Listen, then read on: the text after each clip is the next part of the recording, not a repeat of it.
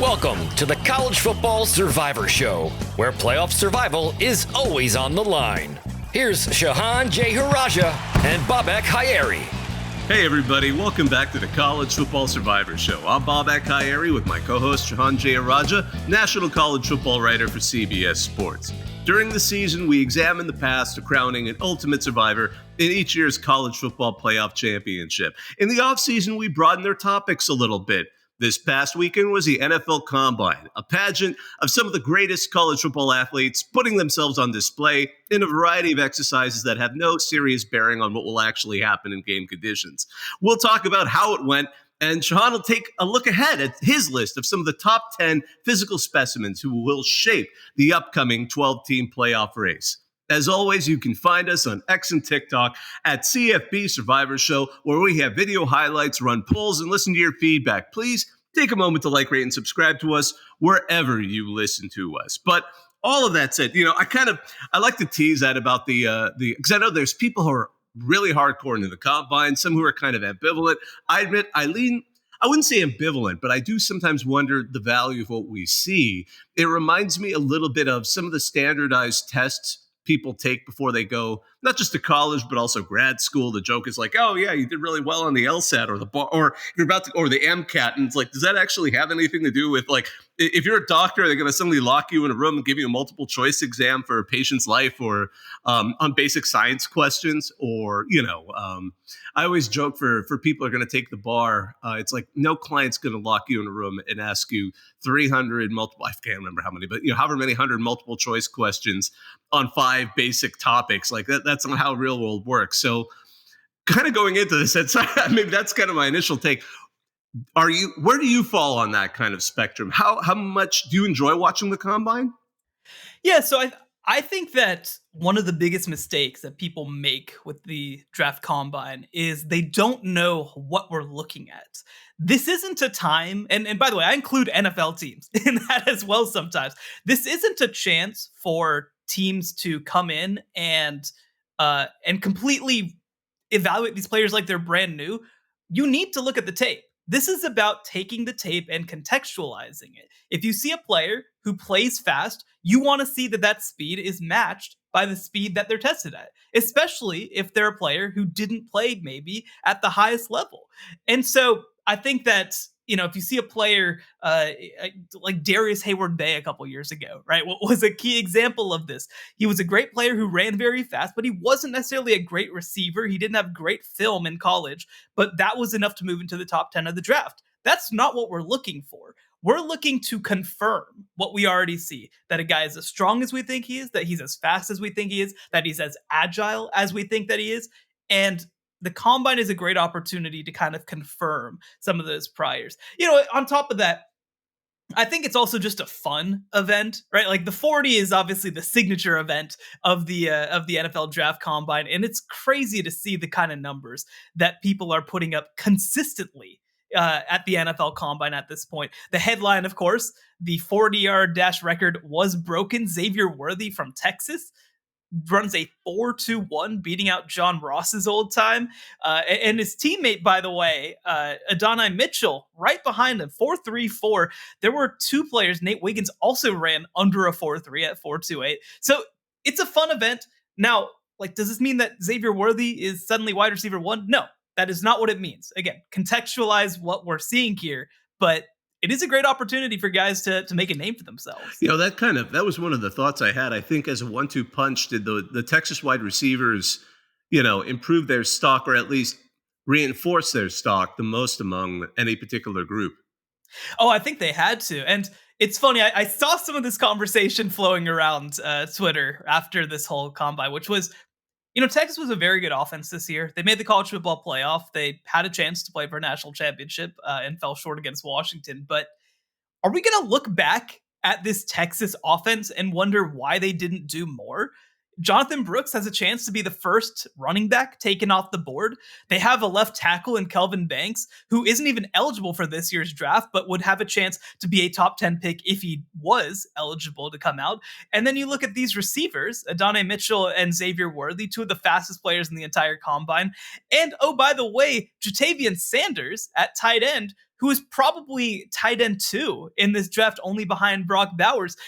Now, look, I mean, they did enough. They like we said, they won the Big 12. They made the playoff. You don't want to hold them to too much more of a standard than that. But wow, it feels like there were some missed opportunities. And by the way, with a quarterback who is the highest rated quarterback recruit since Vince Young as well under center. So I'll be kind of curious to see. Part of it was that I think defensively they were able to manage teams so well, especially in the run game. So they didn't want to be too explosive at times. They wanted to manage games, but this is kind of a weird situation in hindsight where you're kind of like, how did this offense ever slow down? Speaking of folks who sort of underlined or at least got people thinking about their talent level, and this is something we were talking about before the national championship game. It's J.J. McCarthy, and it seems like, I don't know if because it was an interesting kind of, one of the takeaways I had was a lot of the top players or the perceived top players more or less stayed roughly as we thought they were. Obviously, some of the top players didn't work out. Obviously, the top 3 quarterbacks, at least the perceived top 3 quarterbacks, didn't work out. But with J.J. McCarthy, there's now, I've heard, and I'm sure you've seen it, the discussion of whether or not, is he QB3? Or has he done enough to improve his standing? What is your take on that? Yeah, look, I think that he is an impressive player. I think that that he might have solidified himself in that first round conversation, but I just can't put him that high. He had a good day at the combine. He went out and threw. He looked pretty good doing it, but when you look at I mean, not that it's a volume game. It doesn't need to be a volume game. But when you compare him to like the skill set that Jaden Daniels brings to the table, when you compare him to what Michael Penix Jr. did in college, I mean, I don't know that I can quite get there. Now, Penix is an interesting situation because he has so many medical red flags from his number of injuries that he had over the years. So I don't think that he's going to be quarterback 3. And I mean, the other piece of this too is, okay, the top 2 are set. There's no doubt about it, right? It's Caleb Williams and it's Drake May. I don't think anybody's even coming close to touching them. So this does kind of turn into a Jaden Daniels conversation, whether JJ has a chance to go number 3. And I don't think it's impossible that he jumps past Jaden Daniels, that a team falls in love, that potentially they see him as a better scheme fit. Because I think that one of the pieces with Jaden Daniels, especially projecting to the next level, is one, how many growing pains are you willing to go through as he tries to adjust to an NFL passing offense? And I think the other piece you have to think about is, are you willing to restructure what you're doing offensively to maximize that quarterback run game? We've seen teams do it with success. The Baltimore Ravens, the Philadelphia Eagles. I certainly hope that the Chicago Bears find a way to integrate a little more of that as well. But not every team wants to play that way, and not every team has the capability to play that way. So, if you're like the Minnesota Vikings, and I think they've got like the 11th pick or something like that, and you've got a team that looks very solid and you kind of just need that final piece on a rookie contract, I could see that making sense. But if you're, I don't know, the Commanders, or if you're the Patriots and you kind of need to create something out of nothing, I just don't know that JJ McCarthy is necessarily the guy. Now, he might be, to make a funny comparison, maybe he is the CJ Stroud in some ways of this draft, where his qualities don't jump off the page the same way as some of the guys that he's competing against, but he just, he's very precise with the ball. He processes at a high level. He makes accurate throws, and maybe that's something that will actually translate better to the NFL, but it's a leap, right? It's a leap, and I personally would not want to be the team making that bet. Were there any particular players who's caught your eye in terms of, if not just how they did on the field, like a Xavier Worthy type of a 40 run, but perhaps, their story caught your eye more than they had before?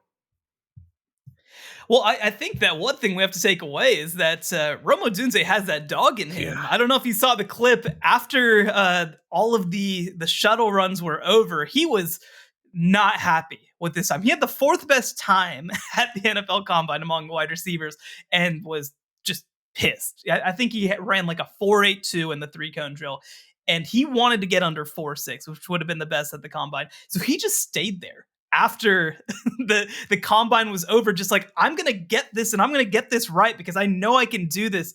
So look, I love somebody who, one, has confidence in themselves, and 2, is so dedicated to wanting to get things right that they'll just keep doing it over and over and over again. Another player who I thought had a great day was Braden Fisk, the defensive tackle from Florida State. We knew about Jared Verse, especially on that defensive line, but Fisk was kind of the star from Florida State at the combine. He just moves so freaky for a guy who's nearly 300 pounds. He looked like, I mean, if you showed me the clip and told me that he was 255 pounds, I'd probably believe you with the way that he moves. But, so he carries that weight very well, but is still a huge guy. I think that he is somebody who has a chance to have a late rise as well. So, I mean, again, it goes back to so many of the players that we loved heading into this college football season. You talk about somebody like Talisi Fuaga from Oregon State. We talked about their offensive tackle play all season long. Quinyon Mitchell from Toledo, somebody who I think was one of the most underrated players in college football last year. Dallas Turner having a fantastic length measurement. I think that it was a great opportunity for some nice confirmation bias after a really, really good combine. And it was interesting too, because with Odunze, I also heard his interviews were great, which, I mean, you and I had a chance to talk to him during the media day before the national championship, and I wasn't shocked at all. The guy is absolutely polished, and he's a joy to talk to, and you can sense that. And you sometimes hear that about other players too, like the team interviews. Like they were like, "Wow!" I remember reading one where they're like, "I want to like play with this guy now," which is striking because I always tell people who haven't had a chance to talk to college football coaches at media days or whatever, I'm like, when you talk to all these coaches, you actually come away usually like, I get why people want to play for you. No one's like, you're like, "Why? I don't ever want to go near you again, man." They're usually in the two groups, but it's always great to hear that about players.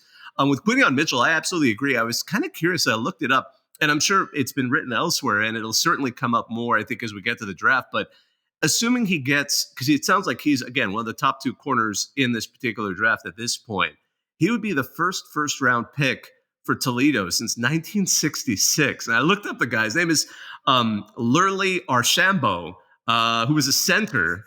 Lurley? Yeah, Lurley. And hey, I love it. So obviously he won the first round in 1966. In 1975, he was a doctor, went to medical school, became a practiced psychiatry for those who needed I think addiction or something like that. But so, I mean, I always admire guys like that. I mean, certainly not the first or the last person to necessarily go in the NFL and become a doctor, but a first round pick, he'd be like their third overall.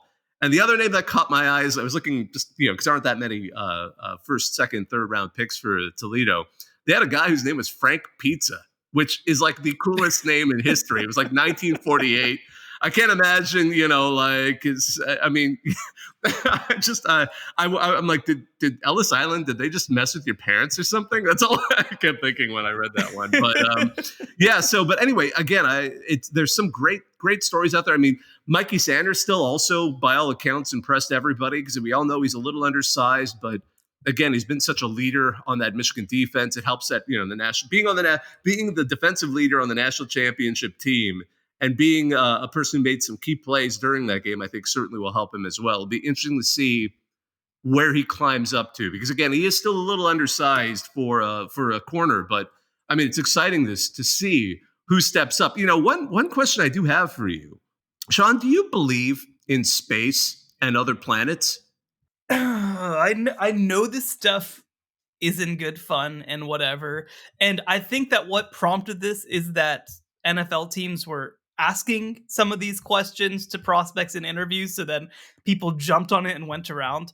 To me, I despise conspiracy theories, just like in general, because I think that we just have so much evidence that when people start to question reality, whether or not it's legitimate, that they will go down the worst pipelines imaginable. And I'm not about that. So yes, I believe in space. I believe that we went to the moon. I believe that birds are real. I'm pretty sure that we have seen like baby pigeons. I think that that's a thing that's happened. I don't know what's going on. We need to also, on the topic of just interviews and these podium pressers, what the hell was that? with that guy asking Caleb Williams his first question, "Are you afraid to compete?" One, and this is like, look, I'm a journalist. I do this for a living. I ask people questions for a living. But here's the thing.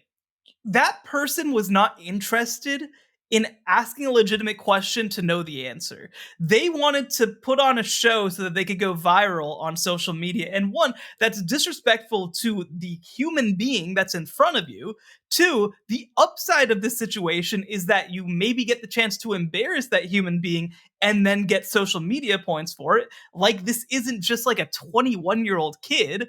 And three, this is like the sort of thing that makes people distrustful of the media, is that people think, oh, well, this clown or whatever is going and just yelling at Caleb Williams during his NFL Combine interviews. That's what the media does. And it's like, man, the Los Angeles Times is not sending somebody out to practice who says, "Are you afraid to compete?" Right? Like, this is not how any of this works. I think that it's a great thing that we have so much alternative media these days. I mean, you're literally part of Reddit College Football, right? Like, we are, we are obviously not part of a traditional news company, even just to do this podcast. But there's a responsibility that comes with it that I don't think people always understand. This isn't an opportunity for you to go out there and make a fool of yourself. People want to see that you can contribute to coverage in the conversation. And if people aren't ready to do that, then we need to start asking questions about who's being allowed to come to these events. I agree with you 100%. And I feel like I want to just say a couple of words on that, only because as a person who actually runs our media team, I always told my guys, and men and women, I'm actually fortunate to have a good group of people who help me. And I tell them, like, look, we're Reddit, so we don't do that stuff, because the moment everyone sees us do it is the moment no one takes us seriously ever again. And we already work against that. Like, we're already climbing, we're already looking up. You know what I mean? So, but I remember, but I always tell them, like, look, if an opportunity arises in front of you, don't hesitate to ask the follow up, though, only because I remember at ACC Media Days years ago, where first year that Mark Richt was at Miami, somebody, and this is so funny because there was a legitimate member of the press, I think from radio, but who was running around asking all of the coaches like Reddit questions. And we were kind of like, ooh, for us, it's like a cringe moment, right? But somebody asked him, like, is the classic, which was trendy 10 years ago, is a hot dog a sandwich? And then he apparently goes, Mark Richt, to his credit, went on this whole thing about his belief in sandwiches. Not conspiracy, he did believe in them, but his thoughts on it. And so he said, like, I have a perfect 10-bite sandwich. And so my guy, I give him credit. He listens, like, could you diagram out the perfect 10-bite sandwich? So he did. He diagrammed out this perfect triangle, and he even pointed out, like, this is the tenderloin of the sandwich.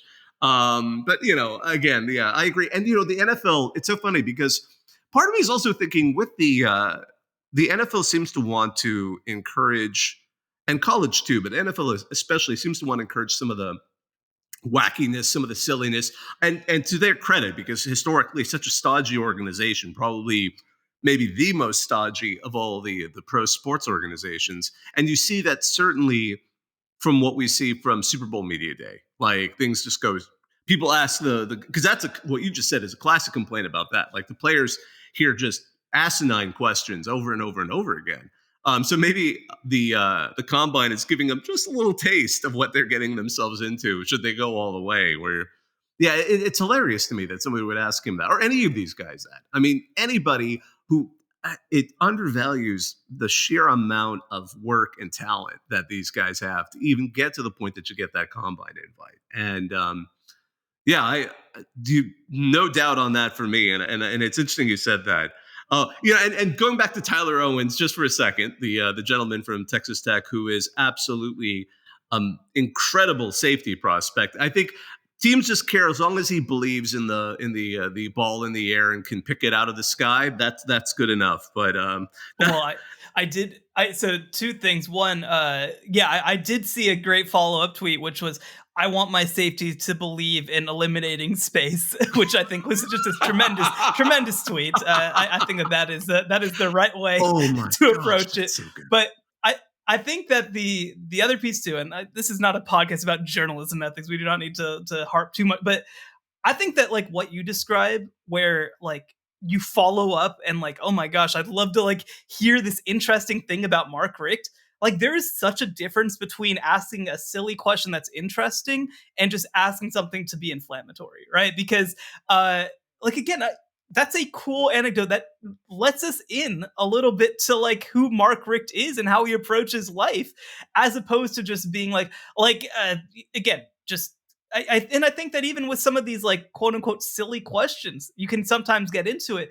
But if you're there's just a level of like trying to waste everybody's time to go viral, and I think that that's people can tell the difference, and players and coaches can really tell the difference. They get asked so many questions over the course of a year, and people oftentimes are just like, why do you only ask this type of question? It's like, well, like again, there's types of questions that are interesting and insightful, and there are questions that may sound nice to yell or post on a message board that don't actually work when you're actually talking to another human being. And so I think that finding that balance is very important, and is a crucial part of even attempting to do a job in sports media. So here I'm going to now bring up one more kind of. I wouldn't say it was viral, not because of anyone asking a question, but the Sam Hartman slow-mo video of him running. If you haven't seen this video, my reaction was Pixar should study this for understanding how hair texture works when they're trying to like make their next CG movie. But if he has not got a Pantene Head and Shoulders, I don't care what commercial after that. That was stunning. That was like watching a guy run and you're like, okay, that's what good hair looks like. That was all I thought when I watched it. But you've seen this video, right? You've seen it, right? Yeah, Okay, yeah. Oh, I 100% saw it. Like, look, I think that obviously, he is a Wake Forest quarterback. Like he did his entire career there. He's all this. But like, man, it's perfect that he's a Notre Dame quarterback too. Like he is just such a perfect Notre Dame quarterback. I really wish that it went better last year, because he should be like he should be like a statue type quarterback at Notre Dame. He should just be a mascot for that program. Like, oh my God, this. And again, we talked about it all of last year, but the combination of Sam Hartman and Marcus Freeman as a coach player handsomeness combo, that may never be beat. I don't know if we've ever seen that level come to the table before. So we'll get a chance to see if it translates to the next level. I'm curious, does he end up who are some of the more handsome coaches? Well, you got me now thinking. NFL? I want to now look at every starting quarterback who Cliff Kingsbury ever had, because that could that's one where he pulls it up high enough that you could probably get away with someone not quite as Sam Hartman-y to even it out. But that's you get Baker, you get Davis Webb, you get Patrick Mahomes, you get Michael Brewer, you get Nick Shimanek. Like, I don't know, Alan Bowman. There's not like an obvious sort of counterweight to that. I'll have to think about that. I'm not sure Lane Kiffin I'll try can and pull do some enough film on his study. own, because Lane Kiffin, and I'm thinking like some of his quarterbacks are good looking. Pete Carroll had some good looking quarterbacks, but again, with that Pete Carroll with that broken nose of his is a sort of a classic kind of moment. My goodness, but oh man, I it's really a shame that that CJ Stroud has worked out so well, because a D'Amico Ryan Sam Hartman combo, that would be a strong combo to push for the top of the NFL. One more question I wanted to follow up on this draft, on the draft, that was there a player or players who you kind of were a little bit surprised that they didn't necessarily put up numbers that you were expecting for what we saw over the college football season? Yeah, that's a good question. I don't have one specific one that comes to mind. I mean, I think I do want to draw attention to the fact that like a lot of the top guys didn't end up participating. And to me, that's just such a letdown. I know that it might be the right thing to ultimately do, right? Like that, what is Caleb Williams going to do that's going to help himself versus how much he's able to hurt himself? But like this is just such a showcase opportunity for these guys, and obviously I think it's been a little bit of a disappointment that it didn't come together. One maybe who comes to mind is like Audric Estime didn't run as fast as maybe people hoped. I'm trying to think like Cam Kinchins, what was a player from Miami, a safety who was seen as one of the top safety prospects coming out, but ran the slowest safety 40-yard dash. I know Keon Coleman also was a little slower than people had anticipated. I mean, not super slow, but Yeah. he went a 4.62. But again, I think you've hit on something, and I think that's why some of the top guys don't participate anymore. It's just they people have seen the tape, and I think maybe they're relying a little bit more on that. And then of course they're the pro day at their particular campuses. It's interesting too. I wonder. I read a piece where one of the coaches was talking about anonymously about why they were not going themselves to the draft. Other than, I mean, obviously they're paying attention to the numbers; they're not stupid. But I mean, at the same time, why they don't really care about going as much as they used to. It's like we don't get a chance to really learn who these people are because by the time pardon me, now the combine has become so manufactured, or at least coached. Like these guys are coached up by agents and trainers to be a certain way that sometimes they're having a little trouble. You don't get what you see, and I think maybe that's where some people were asking if Odunze was being a little bit theatrical, but that person who's just sticking it out and trying to do it and like kind of get a little bit of their character beyond the numbers. And it's a curious question. I wonder, it's because as you said, NFL teams don't necessarily know how to read the combine. So it's interesting to watch how this continues to evolve year after year. And if we start to see more players not participate. I mean, maybe it's like bowl season. Suddenly, we're asking like, will it grow, or will it just be these top players? It's fascinating stuff. Absolutely fascinating stuff. So I think next we'll come back and we'll talk a little bit about this great list Hans come up with of some of the real studs, freaks, however you want to put it, who are coming up next season here on the College Football Survivor Show. The College Football Survivor Show, where playoff survival is always on the line. All right, so next I know obviously we had a chance to talk about the folks that went through this year's draft, or at least this year's combine, pardon me, as we head towards the draft. But we're also a college football show. So I think, Sean, you took a moment to put together your own list of some of the top players to look for next season, at least some of those physical specimens will shape the upcoming 12-team playoff race. How did you evaluate? How did you go through that? Yeah, I mean, it's a mixed bag, right? So this is obviously built on the idea of largely players who will be involved in the combine next year. I do have a couple of underclassmen who won't be necessarily, but I think a great inspiration for this is Bruce Feldman over at The Athletic puts out a list of freaks every single year. The most freakish players, the freakiest players, however you want to phrase it, in college football. And, so when I'm looking at it, right, at college, more than the NFL, like an individual game breaker can change everything for a team or a program. And so I kind of wanted to take a step back, and we're a playoff show, so obviously we'll kind of evaluate it from an affecting the playoff perspective. But I wanted to take kind of a step back and look at some of the players who I feel like might be able to, whether it's an individual crazy performance or whether it's even just a crazy play in a game, that the kind of freaks who have the ability to maybe change the playoff and potentially put their name into the 2025 NFL Combine. And here's a great place to start. My first pick is going to be Jalen Milroe from Alabama.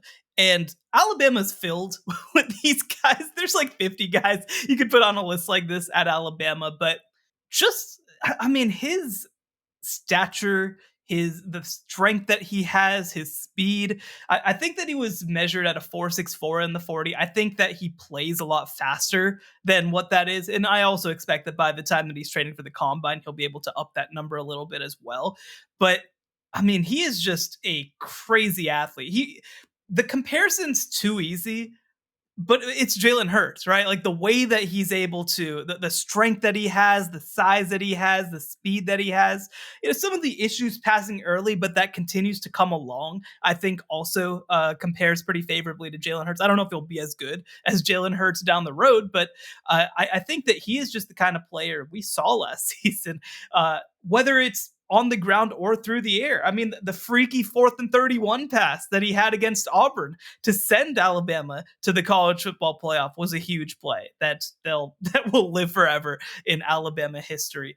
And I think that when you look at him having another chance to work in this upcoming offseason, I think that he still is one of the biggest mismatches at quarterback in college football. And whether it's Alabama making the field like both of us project or them ruining somebody else's season, I think that Jalen Milroe is right up there with the freakiest athletes in college football.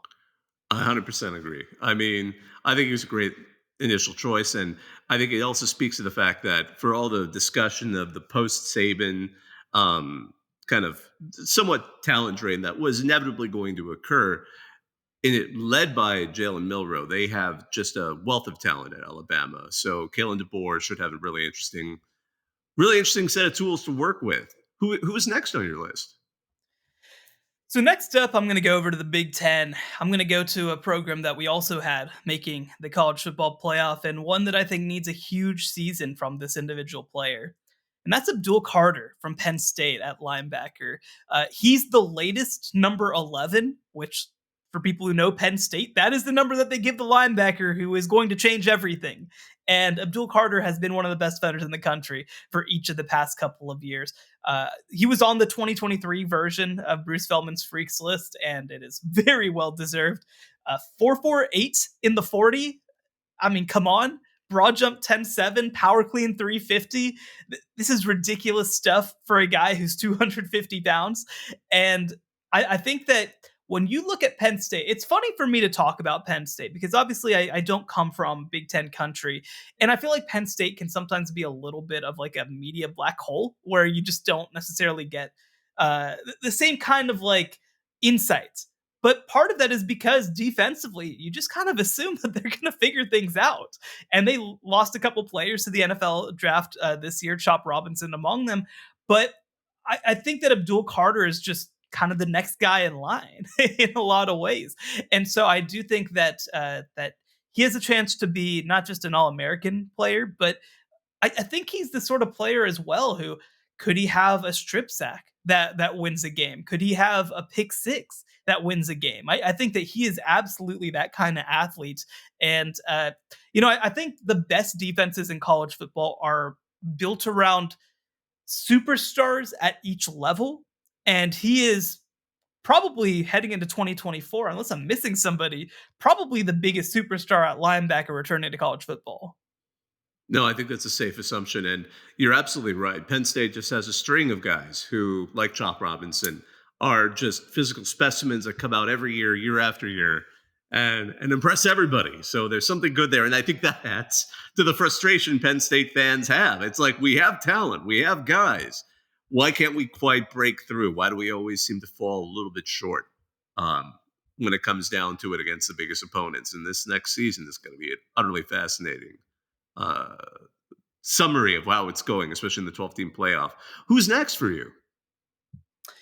Yeah, I'm gonna stay in Big Ten country, stay in the Midwest, and go to USC, and that's going to be on the defensive line, Bear Alexander.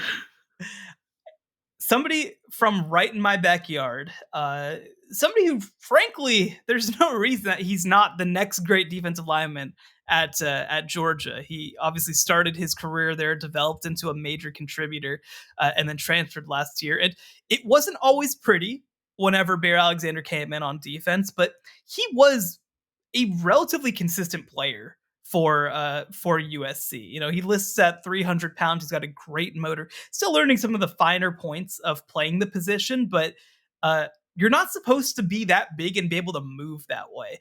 I always laugh when I watch Bear Alexander play because I mentioned it with Braden Fisk earlier. He's just one of those 300 pounders who looks like he's 265, just with the way that he's able to move, the activity that he has. But he also has like, a wide set frame. He's able to plug holes in a big way. And we saw USC this offseason. They made some huge investments on the defensive side of the ball, bring in a new defensive line coach, bring in D'Anton Lynn at defensive coordinator, Matt Entz to help coach linebackers, and the former North Dakota State head coach. So they have a chance to take a big step, I think, as a program next year if some of these moves work out. But Bear Alexander, again, you talk about freakish athletes. I think that he is somebody who is going to measure, I think he's going to put up a lot of reps on the bench press. I think he's going to test relatively well in some of these agility tests as well next year at the Combine.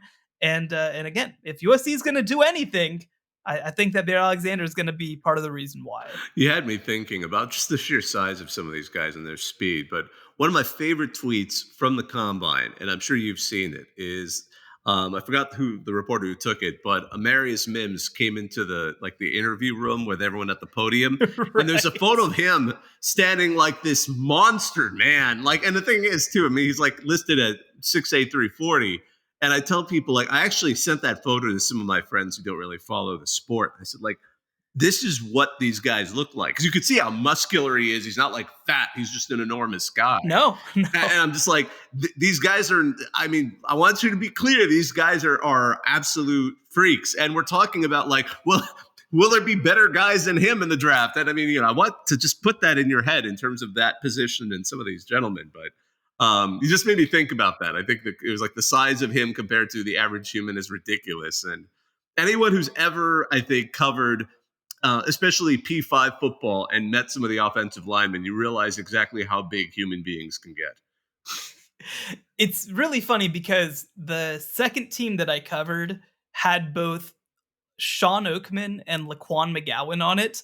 And for people who don't know who those people are, look them up. Trust me, they are absolute freaks. Laquan McGowan was listed at 6'8", 400, and he was every single bit of it.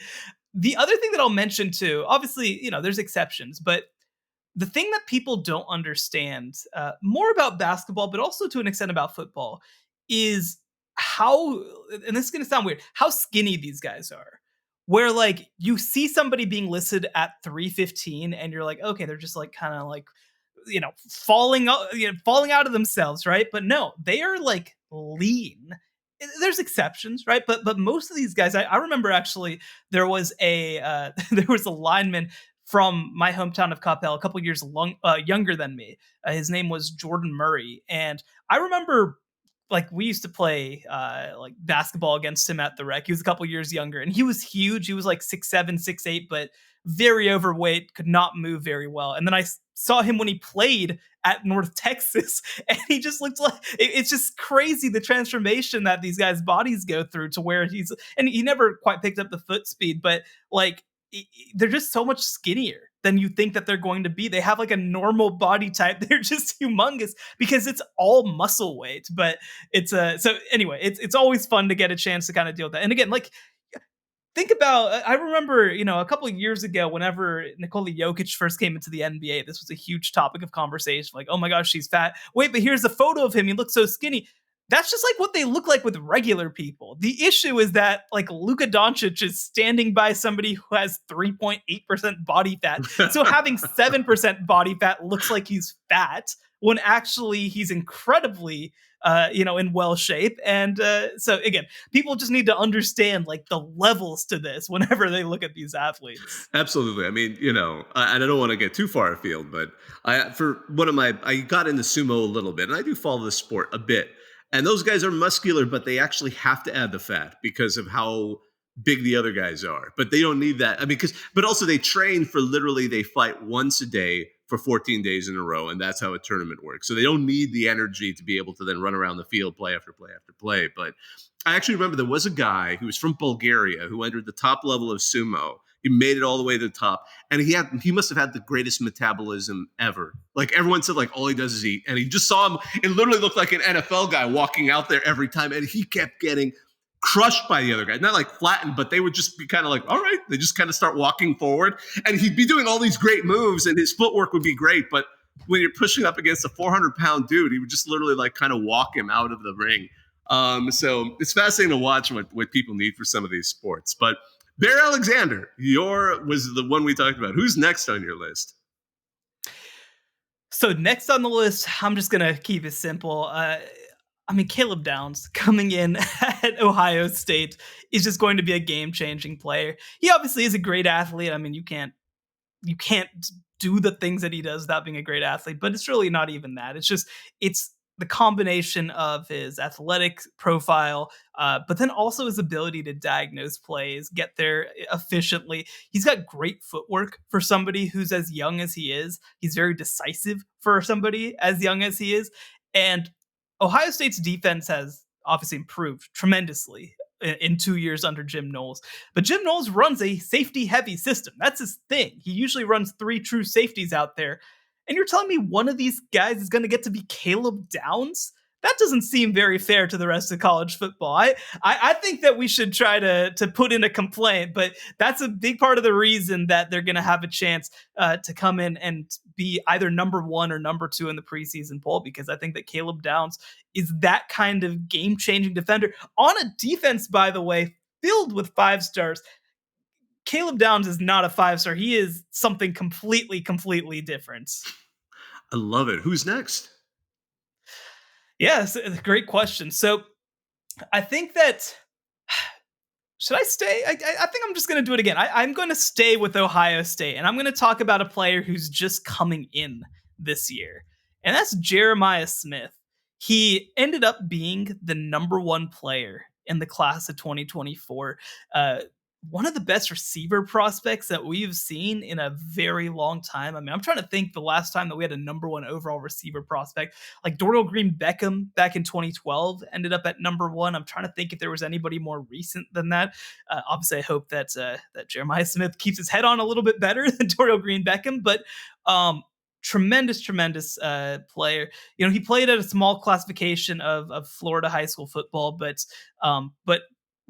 was a 3-time state qualifier in the 110 and 400 meter hurdles in high school, and won gold in both events as a junior in high school. 14.34 in the 110, 54.68 in the 400, thanks to 247 for these numbers. 22.08 in the 200. That's crazy stuff for somebody who doesn't even specialize in that event. And you mix it with a frame that's 6'3", 214 pounds. Like, guys aren't supposed to have this combination of size and strength and speed in an 18-year-old body. And we'll obviously see. I mean, Ohio State is filled with wide receivers who are going to have a chance to contribute next year. I think that Jeremiah Smith could be a day 1 contributor. I think he could be somebody who's ready to come in and add a top level player to help replace Marvin Harrison Jr. And the other thing that I like about it, you know, Marvin Harrison Jr. was a technician, right? Like he is just so good at running routes, getting to his spots, finding space.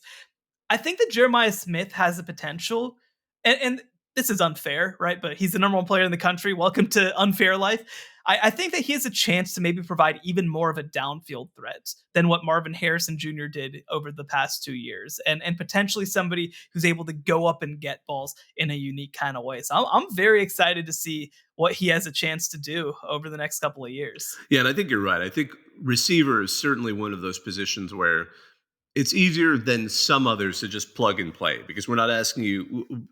There's certainly room for physical development and getting better in that regard. But I can think of some over the years that have just stepped up, and you're like, wow, suddenly they're receiver number 1, despite the fact that there might be a couple of veterans on the team, because that's a level of talent that luckily does translate well. And maybe I wonder if is it because a physique can be you can be like a basketball physique, or like basketball players. I mean, for those of us who remember, like the LeBron James, people who were able to, like, before they added the rule, like you were able to just go right through in high school, like Kobe and all those guys. But yeah, no, I think that's a good call. Who's next on your list? Yeah, just to touch on that for a second too, I think that there's a couple pieces of it as well. I think that receivers are coming in more polished than they ever have before because of things like 7-on-7, because of skill trainers, things like that. I think that it's easier at receiver to fill a specific role that doesn't necessarily need everything, right? Like you don't need to be on the field in a key spot every single play to be a receiver who's able to come in and contribute and have a chance to be special. But so I think that that does give some of these players a little bit of a head up whenever it's time to ultimately do it. With that said, I'm going to go back down to the South and I'm going to talk about the top overall transfer of the offseason that was not a quarterback. That's Walter Nolan going from Texas A&M to Ole Miss. I remember when Walter Nolan committed, 6'4", 285, he was actually rated as a recruit, a higher rated prospect than Myles Garrett.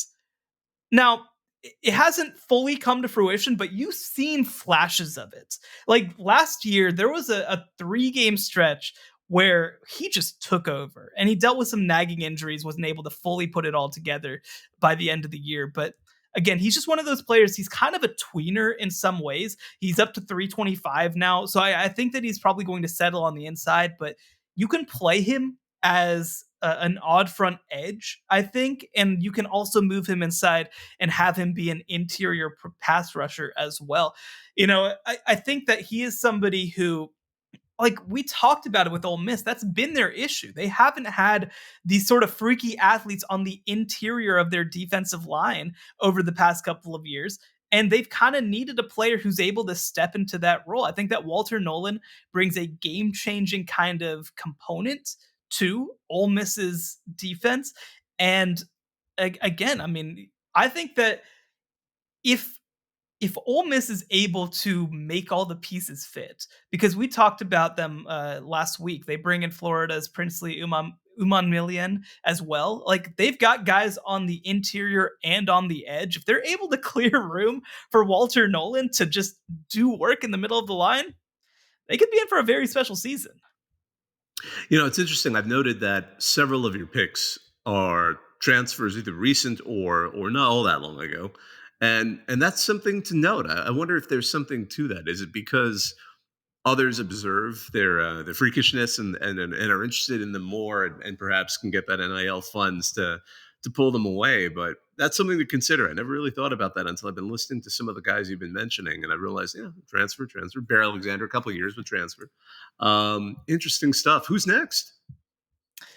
Yeah, that's actually a really good point. I hadn't really thought about it from that perspective, but again, the demands I think for college players to get on the field early and often, I think has been a huge part of a huge part of this. And I think the other piece you have to mention as well is Alabama, Georgia, and Ohio State have just consolidated so many of these guys that they're just like leaking out excess transfers who can. Yeah, I was just thinking, well, Alabama kind of didn't have a going out of business sale, but they had a change in management sale that kind of suddenly happened really quickly there, and maybe that's part of it. But but I think with like someone like Bear Alexander, it's just like for an embarrassment of riches that these folks leak out. It's fascinating stuff. I love it. Who's next? Yeah, okay, well, fine. I will pick a player who did start his career at a program and has stayed there the whole time. I'm going to go with Harold I'm going to go with Harold Perkins from LSU. And Harold is a weird deal because we've seen the flashes of him as an edge rusher, right? But I actually think that LSU has a point, and Brian Kelly has a point, not playing him full-time at edge rusher, because as an edge rusher, he is incredibly undersized. He is like 6 foot, 6'1", 215 pounds. You can't play edge rusher at that size. He would have to get up to 245 to even have a chance to be a full-time edge rusher. And we've seen the consequences when he's tried to defend the run at times. So I understand why they're doing it. I do feel like they could be a little more creative in creating pressures and blitzes for him from the linebacker position. But I do think that Blake Baker at defensive coordinator is going to do a better job of that. But his athletic profile is just off the charts right now. He is somebody who He's one of those players who's so physically gifted that you can see why he never learned how to do the little football things right, because it didn't matter. He was just able to win with his speed, with his first step, with his athleticism. I think that he's going to continue to improve as a football player, frankly, in 2024. But again, I don't think that LSU is going to be in the college football playoff discussion necessarily. I could be wrong. I think that it's very much on the table that they could be one of the teams that jumps up. But they play so many of the teams that will be in the discussion. They open against USC, by the way. That's going to be a fascinating game. I'm very curious to see kind of what. Yeah, very weird game. They actually play both USC and UCLA, which is also very weird deal. But well, maybe they just Ole want to be a Miss. Big Ten team. Who knew? No. they're making their pitch. But they play Texas A&M, they play Alabama, they play Oklahoma. Like, these are going to be teams that are going to be competing for a college football playoff berth. And I think that look, the Arkansas game, I think, gave us a little too optimistic of a vision of where Harold Perkins is right now, right? Like that game back in 2022 where he just takes over and ruins everybody's lives.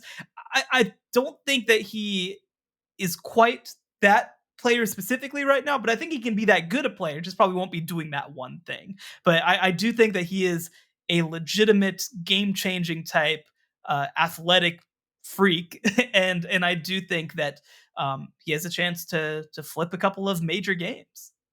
Absolutely. It's interesting. I agree though. LSU, it's they're a team where if they make the playoffs, no one will be surprised. Or even, it would be, but there's just so many other competitors right now that when we were doing our rankings, it's hard to think that they're going to necessarily get an edge because there's so much talent in the SEC right now. So what number are we on?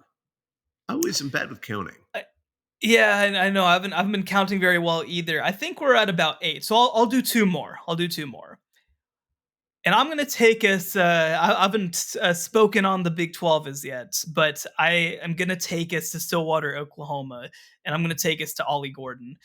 Ollie Gordon, like I don't even know how to describe for people who haven't watched. A lot of people probably had their introduction to Ollie Gordon when he played against Texas in the Big 12 title game, which is not very fair because Texas had the best run defense in the country last year. But he is just relentless, man. He puts his body on the line. He's just smashing into guys. Like, he is just a freak of nature. And you have these moments where obviously he gets dinged up, but he just always seems to get back up. He just always seems to be ready for that next moment. And 6'1", 210 is what he's listed as. I mean, if you told me that he was playing at 230 last year, I would not have been shocked with how physical he is, how strong he is. Just somebody who, I think his superpower is his stamina and his motor as a running back. I mean, he is just somebody who I think does such a tremendous job of continuing to drive his legs, continuing to find creases, push his way through. And again, I mean, look, the Big 12 playoff race is wide open. There's no doubt about it. And so could he be a player who comes in and ultimately swings a playoff case? I think it's absolutely on the table. Absolutely. I think when we're trying to analyze, and I agree with you, trying to figure out who could win the Big 12, they are Oklahoma State's absolutely a contender, and a lot will fall on his shoulders. And yeah, you feel bad because that Big 10, probably that Big 12 title game, you have someone like T'Vondre Sweat, who last year certainly would have made this kind of a list in terms of this, and Byron Murphy, of course, as well. What a way to do it. Well, as we kind of wrap these up, who's next on your list? Yeah, let's close out. Let's go out to the ACC. And a lot of good options, I think, from that league on this list. But I'm going to talk about a transfer coming in who I think could be a game changer. Not necessarily for a whole season, but I think maybe in a key game or two. And that's Marvin Jones Jr., a transfer from Georgia, a former top 20 player in his recruiting class as an edge. Just somebody who's built so big and strong, the son of former linebacker Marvin Jones from the NFL as well, by the way. But he was a multi-sport athlete coming out of high school as well, especially doing sprints at that level. And the kind of size and speed that he has is just special. I mean, there's a reason that he was rated so highly in his recruiting class, the number 2 overall edge, number 5 player in Florida. And obviously Florida State is losing a really, really good edge. And they're losing a really great interior player as well. I think that Marvin Jones is one of those players that maybe you put in only for packages in his first season, but I think that those packages have a chance to hit and have a chance to be really, really good and really, really fun. And again, if you pick your spots with him, I think that he is absolutely a player who could get a key sack or come off the edge or just completely blow up a play that in potentially a key spot. So maybe it'll just be at the beginning as a third down pass rusher, but I think that he can make a whole lot of hay while doing it. Absolutely. And I think Florida State next season, there's so many mysteries there. I know you and I are a little on the slightly skeptical side only because they've lost so many guys, but it'll be interesting to see who steps up and if they can keep themselves in the ACC race and the 12-team playoff spot, because this season, whoever wins is certainly going to be in, and with potentially 2 teams from that conference. Well, that's a good spot then to wrap this up. I just wanted to take a moment to thank all of you who are listening to us. I wanted to thank our producer, Joey Aliberti. Be sure to like, rate, and subscribe wherever you get your podcasts, and find us on X and TikTok at CFP Survivor Show. He's Shehan J. Araja. You can find his work at CBSSports.com and at Shehan J. Araja on X and TikTok. I'm Bobak Hyeri. It's always a great time talking to you all. Have a great day. The College Football Survivor Show, where playoff survival is always on the line.